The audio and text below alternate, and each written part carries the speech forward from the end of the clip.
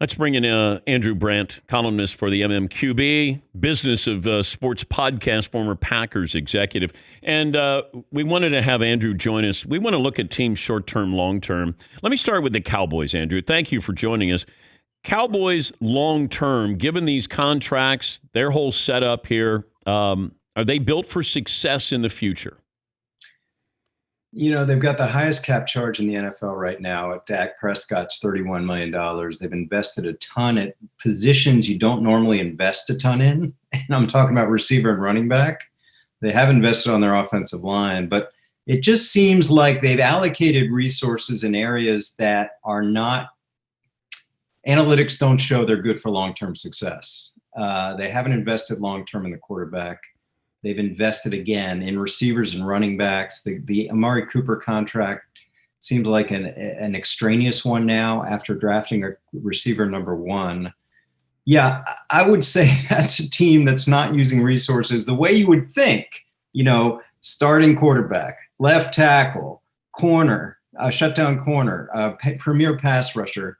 You know, it's not working for them. They've overspent at positions they didn't need to, and they've underspent in positions they need to.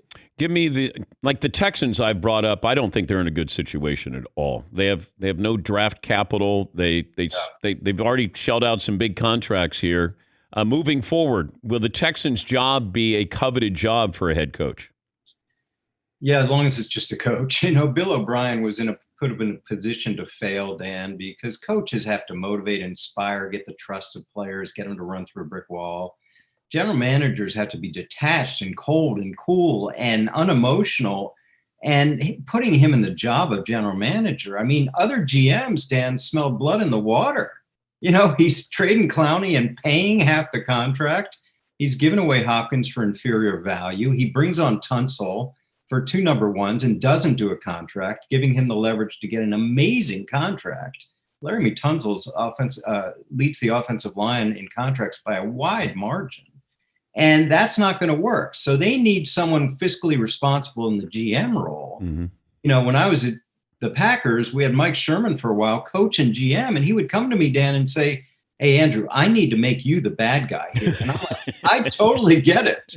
You know, you can't be holding the purse strings for these guys. I get it.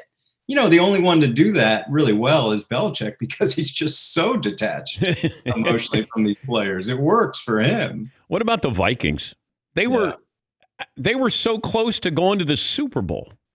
And that seems like so long ago. And they used to have, you know, an elite defense there. Why didn't they just stay with Case Keenum at a bargain price and instead of bringing in Kirk D. Cousins? They're paying Dalvin Cook now. Long term, what do you see with the Vikings? Yeah, I think they're probably the most disappointing team in the league, and I know there's a lot of candidates, including the Cowboys, but this team went all in, not once, but twice on Kirk Cousins. They could have let the contract run out this year, see what happens, but they re-upped him at a huge number, almost better than the number he had, although less guarantees going forward. And I'm like, why? You know, why? Nothing. And Kirk Cousins is a great guy, but he's being paid at elite level, not once, but twice by the team that, you know, obviously paid him in free agency. Now they've done it again. And of course, Cook paying the running backs. Listen, you know how I feel about running backs. And everyone's saying, well, Derrick Henry's proving it. Well, Derrick Henry was on a franchise tag. He could have proved it on that as well without committing long term. We're going to see how these Elliott deals and Kamara deals and this deal play out. But I just think with running backs, you've got to hold your powder for other positions. Yeah. If the Giants, would you re-sign Saquon Barkley if you're the Giants? It's going to depend on what happens. You know, it's like, do you re-sign any running back? I wouldn't. Contract? I would not. I mean, McCaffrey seems to be in a position by himself, but who knows? And these are the kind of things. Now, Kamara was staging kind of a hold in, you know, being some angst to the front office when he was in that deal, and he got the deal. But, you know, Mixon, I just don't see it. And it's not, I did it at the Packers, you know, with Dorsey Levens and Amon Green. I'm like, listen, I love these guys, some of my best friends on the team, but I couldn't justify it because of the short shelf life of the position. What kind of position are the Jets in? You know, this is the GM coach not coming in at the same time. McCagnon spent a ton of money. I mean, CJ Mosley and, of course, Le'Veon. all these deals, and then the new GM comes in. You don't like these guys, and then coach didn't even like Le'Veon Bell. So you talk about dysfunction. I mean, they're paying 6 times more for Le'Veon Bell than the Chiefs are this year. They're going to have massive dead cap, which is really the true marker I see, Dan, on bad management of contracts is dead cap money. Like all the money you're paying for guys that on the cap that are not there any longer. And the Jets lead the league there. So they have to, again, like we just talked about with the Texans, they've overspent. They got to underspend. And listen, cap management should not be hard right now. You've got half your team, at least, for teams like the Packers, a lot more than half your team, on rookie contracts. So say each guy makes $1 million cap, that's 30 guys and 30 million in cap. So you got 150 million, 170 million for the other half of your team. That's not hard. Really, that's not hard. So if you do bad contracts, that's what comes back to haunt you, not paying the quarterback or not paying your premium positions. That's the fallacy people have about contracts. If the Jets end up with the number 1 pick in the draft, any question about what you do with that pick? If you determine Lawrence is that guy, I think we have the example now in Arizona where they traded Josh Rosen after picking him 10th in the draft, and they brought in a number 1 quarterback. If you determine it's that guy, you do it. Now you're going to have tremendous dead money, on Darnold. Assuming you move him, you have to move him. You can't have him as a backup. But yeah, I just think where they're going, unless they determine Darnold's that guy, and maybe, there's going to be difference of opinion there. But, now you're talking about losing on purpose. That's really hard in football. It's easier in basketball. Well, that's why I said if I'm Jets ownership, I keep everybody in place. If we're this, last thing I want to do is make a change and have somebody come in and might spark this team a little bit with the Jets. Like if you're going to be bad where there's a pot of gold at the end of the rainbow. But as I've said before, just because you get Trevor Lawrence, that doesn't mean that you've fixed everything with the Jets. If I'm Trevor Lawrence, could you see him do what Peyton Manning did? And Peyton came back for his senior year at Tennessee, and the Jets were on the clock with the number 1 pick in the draft. Could you see Trevor Lawrence, if he thinks the Jets are going to be the team to take him, he would come back to Clemson for another year? I don't know. Or pull an Eli Manning. Andrew Luck. Andrew Luck chose Stanford over Carolina that year. They took Cam Newton. I don't think he's the personality that would do it, but you never know when agents get involved and they want to, leverage the situation as much as they can. I think that's a possibility with agents. I don't know the kid. It sounds like it's not something he would necessarily do. But let me just say this about losing on purpose. They're bound to win a game or two. The thing about tanking in football, you're right.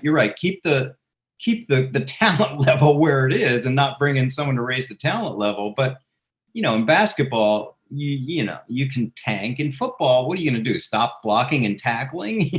It's like you just have to make a front office decision that you're playing inferior talent.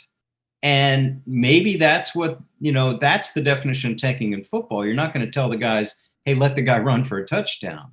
So it's much harder. But I see if he's an otherworldly talent, even though it's not basketball with LeBron or Zion, that is something to prove. Because having been there with Brett and then bringing in Aaron and seeing what Aaron could do those first year, I'm like, we're good.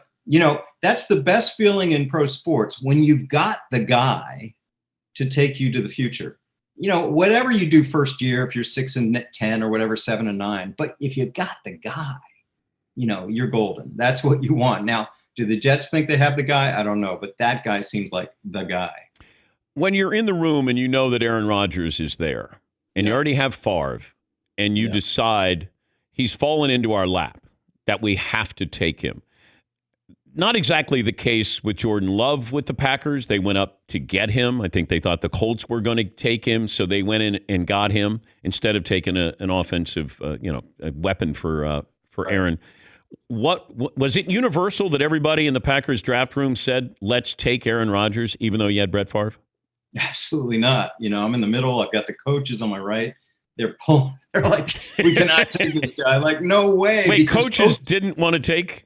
Coaches want someone that's going to help them right away. Yeah. Coaches are judged, and we had, a staff that was kind of tentative with Ted Thompson coming in. Had you interviewed Aaron Rodgers?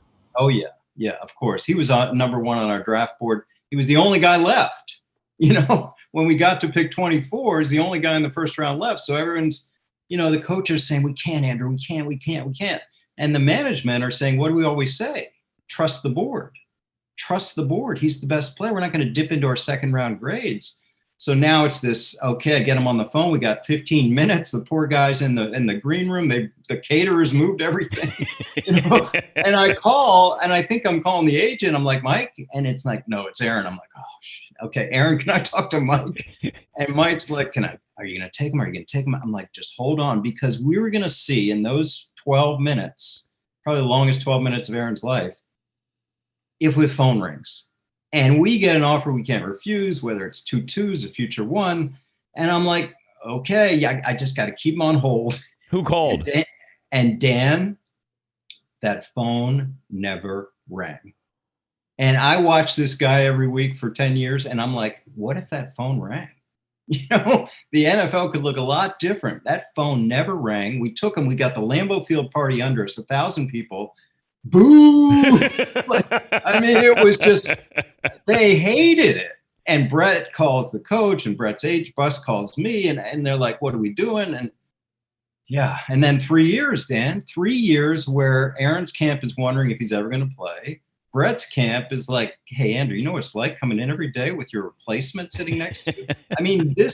This was hard to manage. Now they're going to do it with Jordan Love. Aaron seems a lot more kind of open to it, but you and I know right now there's an expiration date on Aaron Rodgers and the Packers, which I'd never thought before April, but there is one. Who were the Packers going to take if they didn't take Aaron Rodgers? I don't know. Maybe a receiver, Ayuk or somebody, but listen, we took a receiver one in 2001, Javon Walker, and then it's been all, lower round receivers, and it's worked out for them. But that's the Packers. You're not going to jump the board. You're going to just play the board. Are you more likely to draft a running back first round or a wide receiver first round? Good one. I would guess a receiver. Yeah. I would guess, you get a special receiver at a young position. Running backs, look at the Packers, Aaron Jones, 6th round, 5th round. I know. You find them. And, I hate to be a running back because you have this 3-year draft eligibility rule, Dan. So your most productive years are really unpaid. And then if you get your rookie contract, which is unpaid as well compared to big contracts. I think that we should give running backs 3-year contracts in the NFL. Like their rookie deal could only be 3 years. And I think the NFL rule about 3-year eligibility should not apply to running backs. I know. We've seen that.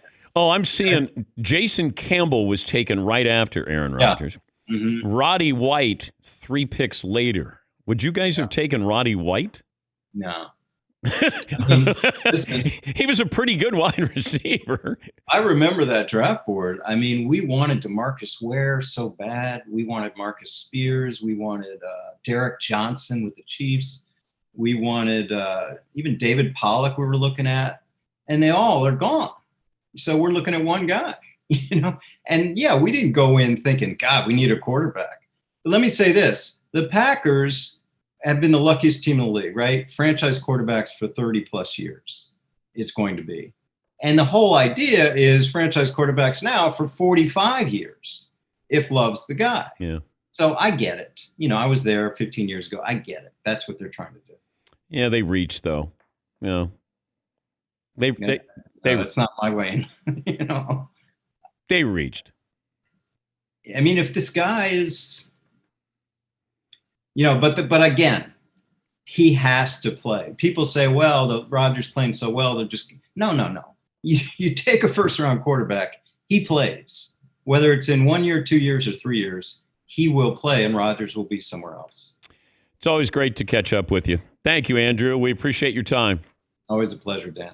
Andrew Brandt, columnist for the MMQB, Business is Sports podcast, and former Packers executive.